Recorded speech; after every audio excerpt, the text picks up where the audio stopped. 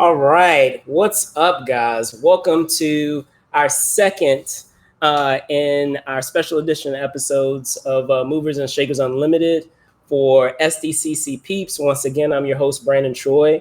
And as I said, today we will have 3 special edition episodes of SDCC Peeps. This will be the second. Give me 1 second as I bring on our guests. One moment.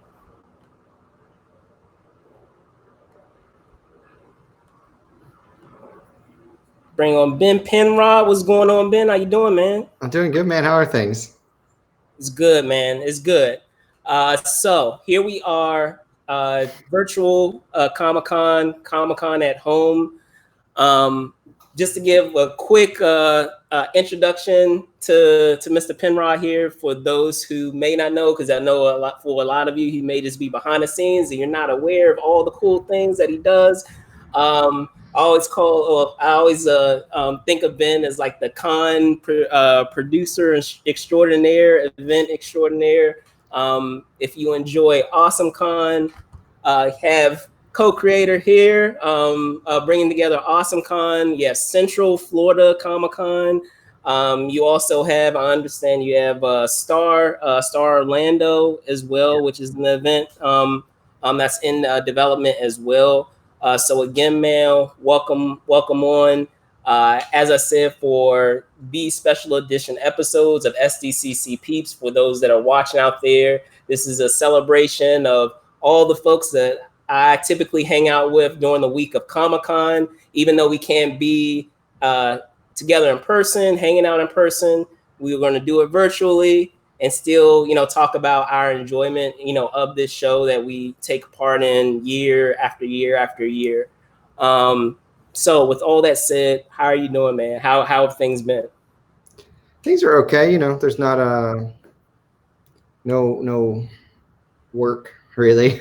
So, when you're running your entire life is running conventions right now, there's not a whole lot going on. So there's that. But things are cool. I'm just trying to stay busy, try to keep things prepared for, next year when we do run some shows. I've got, typically I have a booth at San Diego and we sell comics there. We sell like exclusive books. So this year we've got an exclusive what is it? It's G.I. Joe Snake Eyes Dead Game #1. So Rob Liefeld, who's like huge G.I. Joe fan, huge Snake Eyes fan, is writing and drawing a Snake Eyes book. So we got an exclusive variant of that from IDW. It's Rob Liefeld cover, gold foil, super gimmicky, exclusive variant cover, which is like the perfect thing for San Diego. So we had that ready for San Diego anyway, so now we're selling it online, San Diego Comic-Con at Home. Gotcha. And I'll start off this episode, as I do with many of the others, is, as I said, we are now experiencing the virtual edition. Just right before this episode, I was enjoying some of the panels that the virtual edition had to offer. But there's still just something to be said about physically being at the destination and experiencing some of the things firsthand, whether it's being on the hall floor, the exhibit hall, whether it's being in Hall H, whether it's just having random impromptu run-ins with fellow fans out there, or even guests that you just have no intention of even running into, but just by happen chance it just is just a common occurrence. So with that being said, can you talk a little bit to your first San Diego Comic-Con and what that the favorite memory was for that edition that you had? Oh man, so my first San Diego Comic-Con 2011, I think. And the year before, somebody was like, oh, there's a, wait list a mile long for booths for San Diego Comic-Con. And so I was selling comics. I didn't have anything to sell, but I was like, well, if the wait list is that long, I might as well just put it in an app just so that I can, you know, when I am ready, I'll be able to, you know, I'll have a booth there, already be on the wait list for when I have, you know, enough stuff to sell. Cause at the time I was just selling comics. So then like like maybe 6 weeks later, they sent me an invoice and they're like, your booth number is, you know, 620 or whatever it was that year. And I was like, oh no. I was like, what did I get myself into? I was like, I don't have, you know, $1,800 to spend on a booth right now and somehow get out. I had never been on the West Coast before. So that's when I started working. So I reached out to my friend Brett, who now we split the booth, and we also run Alaska Comic Con together in Fairbanks, Alaska. But I reached out to him and I'm like, dude, do you want to sell at my booth in San Diego? Like, I was like, you can, you know, you just have to pay for the booth and, you know, bring me out. I'll help you run it, whatever. I just want to go, you know, I just want to go to San Diego. And so that was the first year we did it. We got the booth, and I think he brought all sorts of like Bronze and Silver Age comics. And like, that's not the thing that really sells well in San Diego. So it wasn't like the best sales week ever, but we had such a good time, man. I had never been to California before. So, you know, I've only ever done cons as either a dealer or as the person running events. You know, like I was doing, you know, the first con I ever went to, I was selling comic books. So I've never gone just like as a fan. And I mean, I've done plenty of things at cons as a fan before. You know, like I waited in line. Oh man, that first year I waited in line for the Doctor Who panel at Hall H. I was in line for hours. And they legit cut the line off. There was me and like two other people. We were the last ones. And they cut the line off. It was full, you know, and I think that was, you know, Matt Smith was the doctor back then. And I was so bummed, man. I was so bummed. But that's what happened. You know, that's what happens now. Nowadays, you'd have to, you know, for those types of big panels like that, you'd have to camp out for, you know, 2 days in advance. I would never do that. Well, I was gonna go ahead. Yeah. But no, I was gonna say, go ahead. Sorry. No, I was just saying, like, you know, like that, you know, I did have that fan experience, even though, you know, I've only ever had an exhibitor badge before. Gotcha. No, I was gonna say, I was commenting on what you're saying. Is it's funny thinking about I've said it on other episodes. My first con, my first experience with conventions was San Diego Comic Con, and my first con was actually in 2009. But I remember that year. I remember that particular panel and the craziness with that panel, and it's funny to look back on those things and to see what things have been tweaked to kind of remedy that. Because at that time, that year, they didn't have the wristband system in place at that point. No, you just either got in or you didn't get in. You didn't. Like, you just had to plan accordingly and you just hope that you got in. So it's fascinating as you're, you know, commenting on that specific year, thinking back on, well, it was not done that way anymore, but we had to experience that in order to get to where we are now. So with that in mind, can you talk to the what we have right now, what's going on this week with our virtual edition? They did kind of play things out the way they normally would, where we're provided with a schedule a couple of weeks out, just like they would do if we were going for real.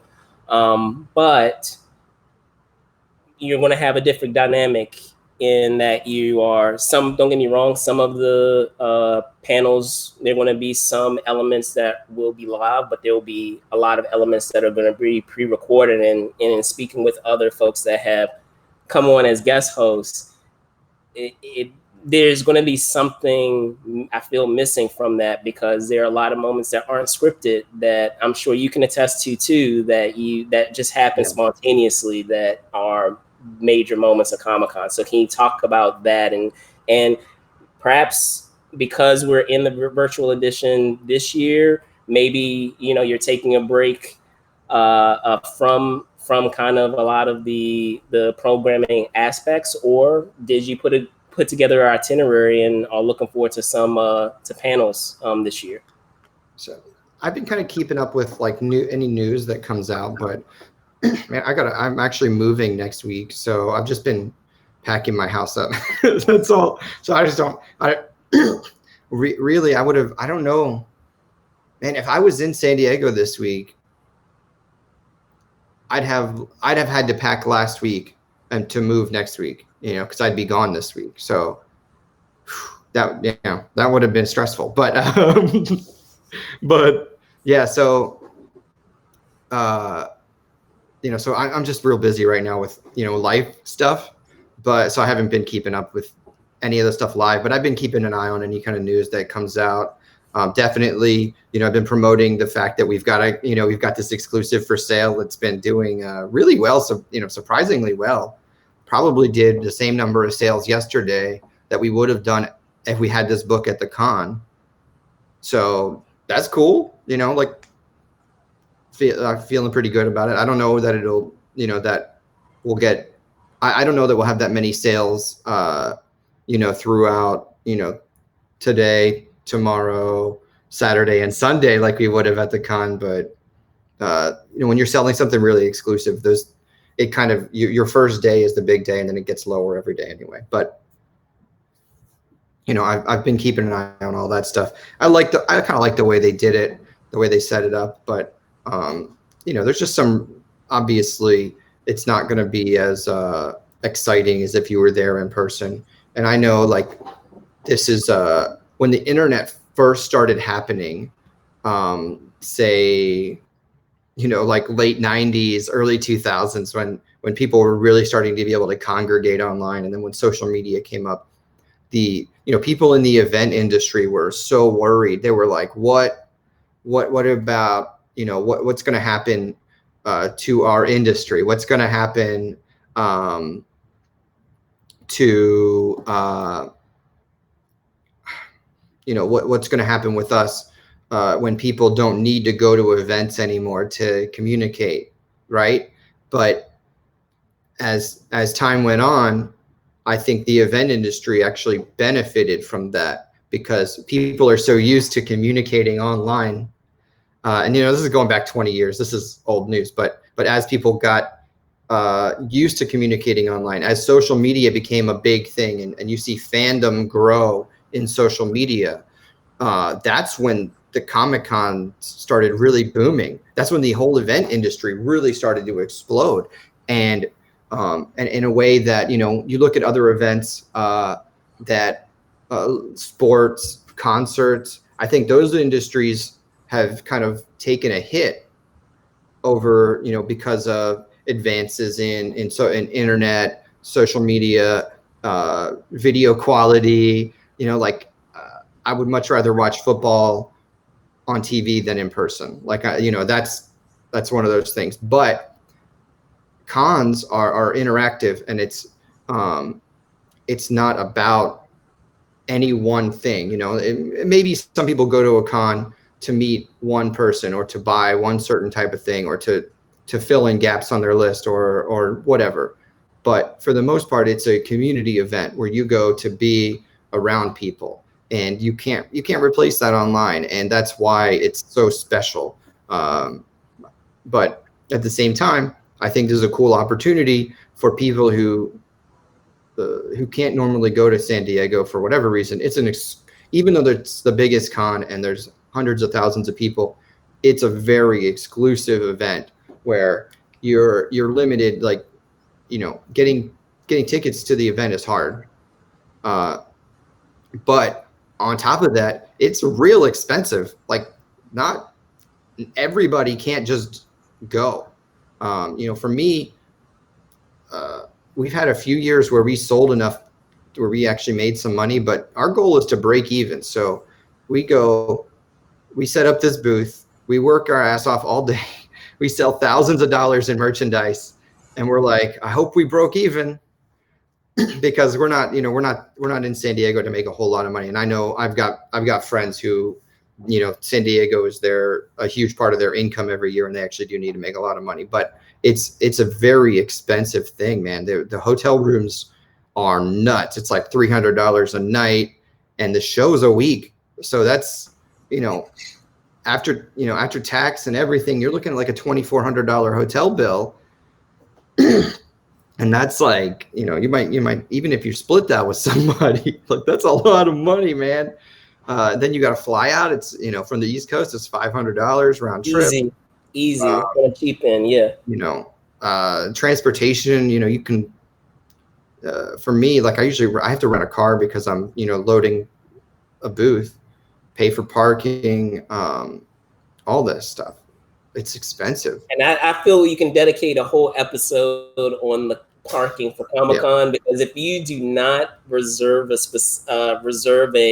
parking space with ComiCon, forget about it. I've been paying, so the reserved spots I've been getting every year, and they're a decent price for ComiCon. Right. It's like, $25 a day. Right. I only use it the first day and the last day, but I'll reserve it for the whole time because just so I can have it. That last day is important because then, since we have such a small booth and we have so little product at the end, we wheel everything on 2 luggage carts and we roll out. And so like the show ends at 5 p.m. on Sunday. Our goal is to be out by like 5:45, be on the road. So, we having the car parked right there underneath is really important for us. But it's, all that stuff is expensive and it adds up. So the event itself is very exclusive. So having this, online con, while this is not ideal by any means, it's a cool opportunity, and it's a chance for people who would never, ever, ever be able to go to be on equal footing when it comes to getting exclusives, when it comes to seeing the panels.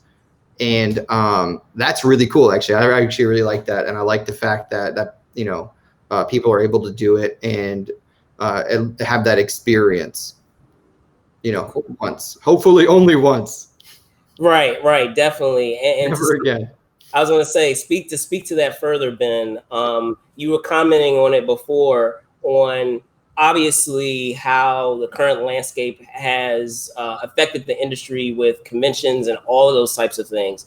So typically, if you're going to San Diego, even outside of what you were talking about of, being at a booth and making sure that you're breaking even, I know that you also use it as an opportunity to scout as well. So what does that look like now in a virtual capacity versus, being able to be face to face, if you're able to comment on it? Because I'm sure it's way more dynamic than it is now. Yeah, well, I mean, it's just not happening now. So there's a little bit of stuff that's happening, but realistically, for me, going to Comic-Con, for the most part, I love California. I love the weather.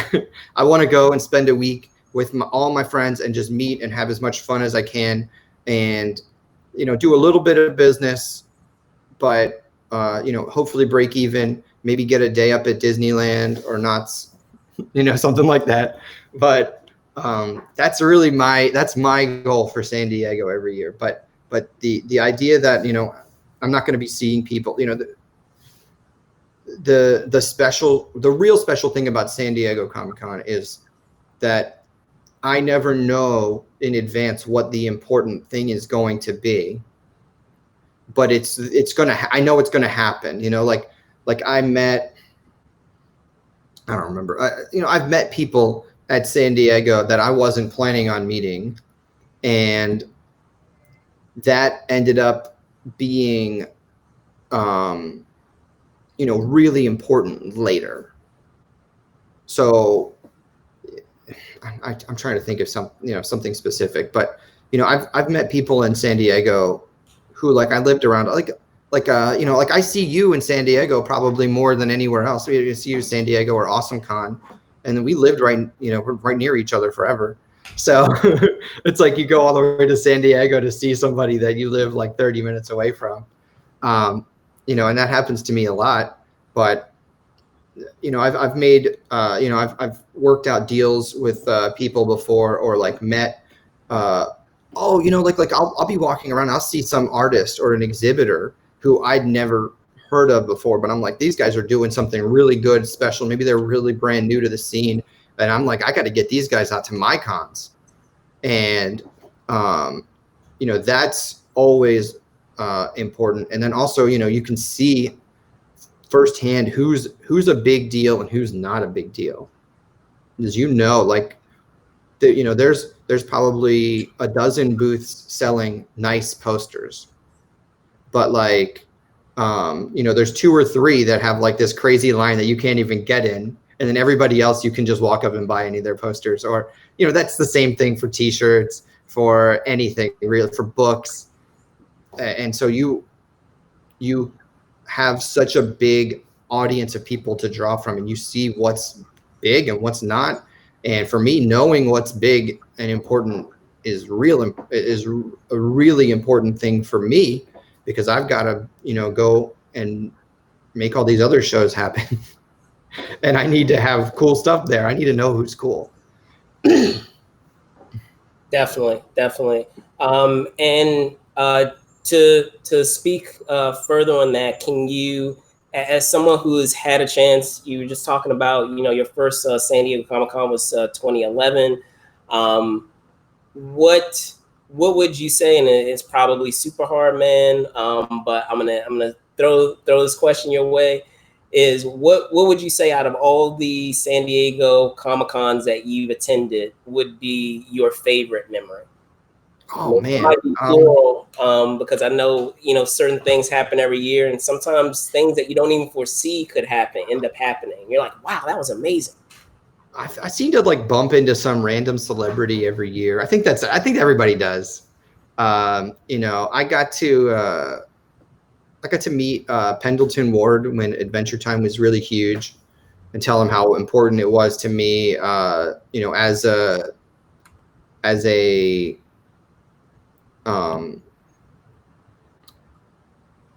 fan, but also as someone who I was selling Adventure Time merch like crazy. So that was my, for a few years, at Comic-Con, we had Adventure Time stuff, and that was what we were selling. And I was like, this is important, not only as a fan, but as a dealer here. It's been really good for us.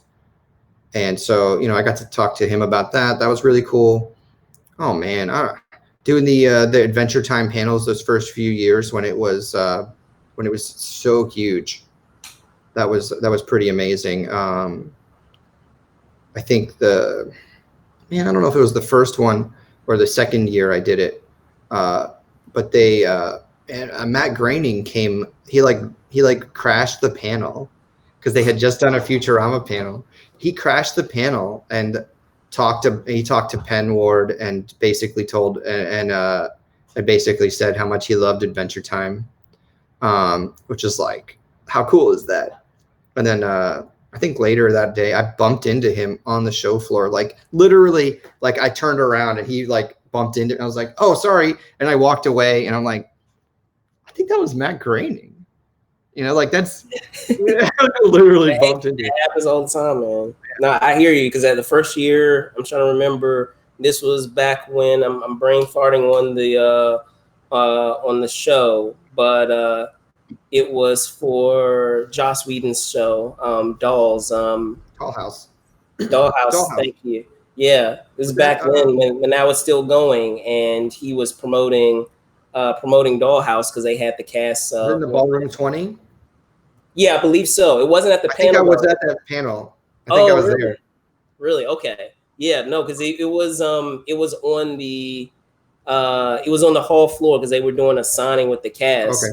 And he's very nonchalant. So if you're not really paying attention, no one would really know who it was. But I was like, oh snap, that was Joss Whedon. And it was hilarious too, because I think he was trying to be really incognito, and I might have said it a little too loud, and so everyone's like, whoa, what? And this is like a mess exit.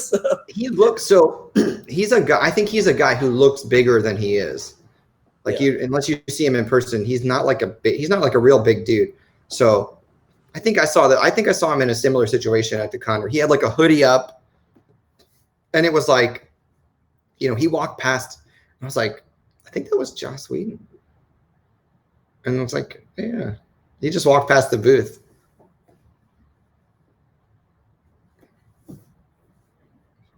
Oh, hold on, I can't hear you. Did I? I was gonna say, yeah, stuff like that happens all the time. It's basically like the magic of Comic-Con. But just for the sake of time, I'm gonna cap it off right there. Ben, thank you so much for spending some time here on the show talking about Comic-Con. Really do appreciate it, man. Con fam, hopefully come next year we're able to actually hang out in person. Yes. Perhaps even sooner, hopefully, with our shows here on the East Coast as well. With that being said, can you tell folks where they can find you? Yeah, man, I'm at Ben Penrod _, on Twitter, and that's where I'm usually at. So I'm on Twitter a lot, maybe too much. I had StarCon scheduled for September in Orlando. That's not happening. So we postponed that till next year. The hotel we were working with was real good about it. I've tentatively got a show in Florida scheduled for January. I don't know if there's a vaccine for this thing, maybe it'll happen. Yeah. Or if Florida gets its act together. Maybe not. Probably not. Then February in Alaska, Fairbanks, Alaska, the Alaska Comic Con.